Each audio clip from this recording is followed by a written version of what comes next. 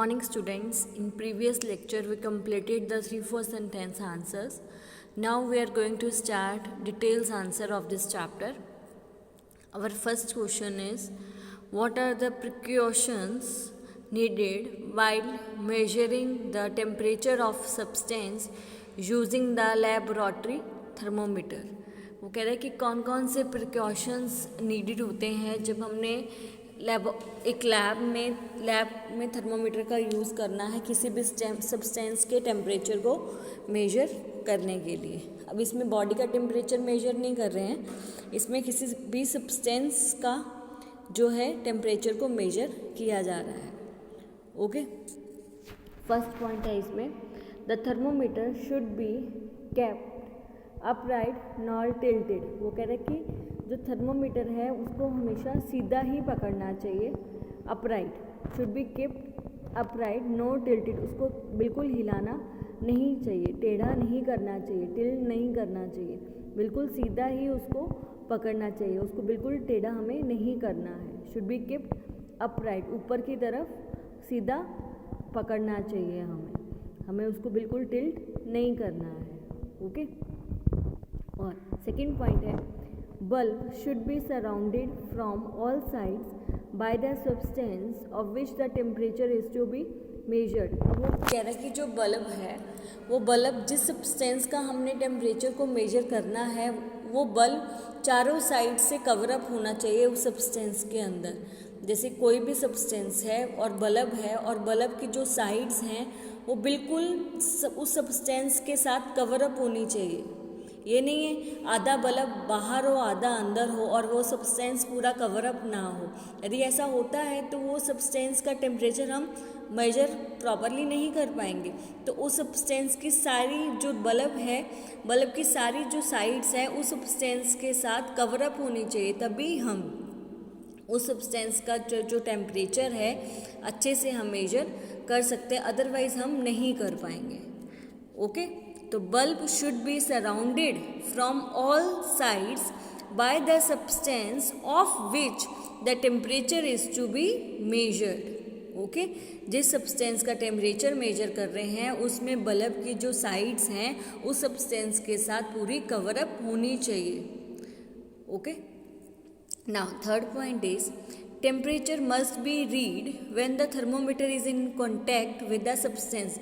अब ये नहीं है कि जब मैं उस सब्सटेंस के कॉन्टैक्ट में थर्मोमीटर को लेके आ रही हूँ तो मैं ऐसे ही बिना उस थर्मोमीटर को रीड करे उसके कॉन्टैक्ट में ले आऊँ. सबसे पहले मेरे को उस थर्मोमीटर के जो भी टेम्परेचर को रीड करना होगा कि पहले उसका टेम्परेचर कितना है जब मैं उसको उस सब्सटेंस के कॉन्टैक्ट में लेके जा रही हूँ.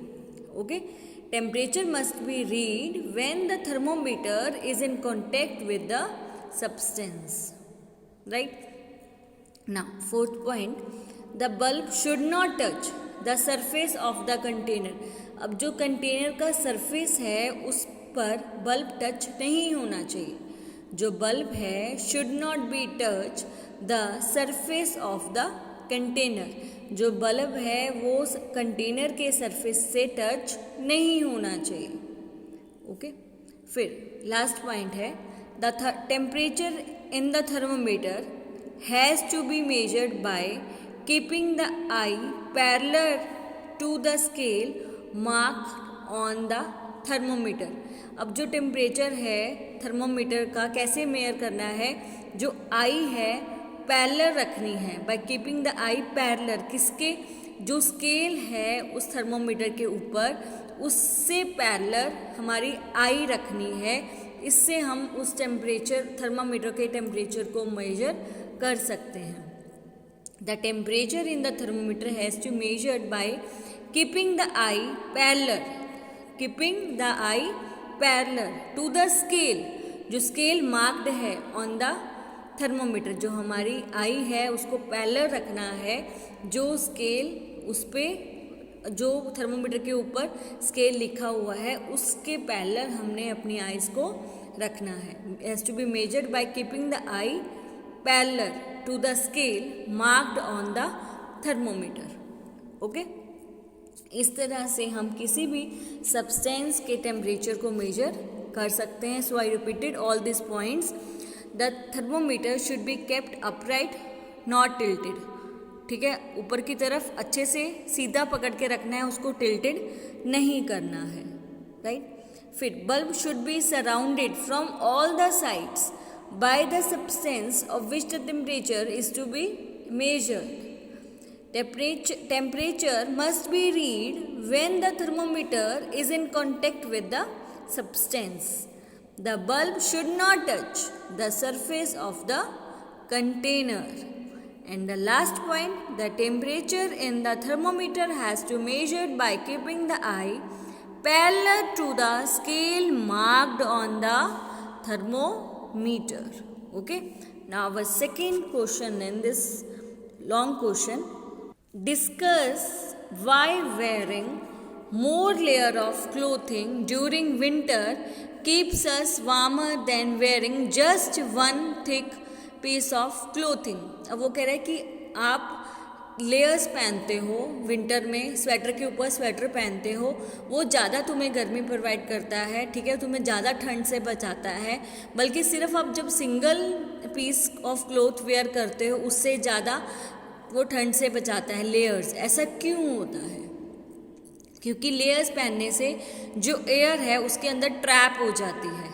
जब एयर ट्रैप हो जाती है तो वो जो हमारे बॉडी की हीट को वो बाहर एटमॉस्फेयर तक फ्लो नहीं होने देती, हमारी बॉडी से एटमॉस्फेयर तक वो फ्लो बिल्कुल नहीं होने देती, क्योंकि वो लेयर्स के कारण वो जो लेयर्स अपने में वो एयर की जो लेयर है वो ट्रैप्ड हो जाती है, जिससे जो मेरी बॉडी की हीट है और वो जो स्वेटर जो भी हमने पहना उसकी हीट को एटमॉस्फेयर के बाद तक नहीं जाने देती, फ्लो नहीं करने देती।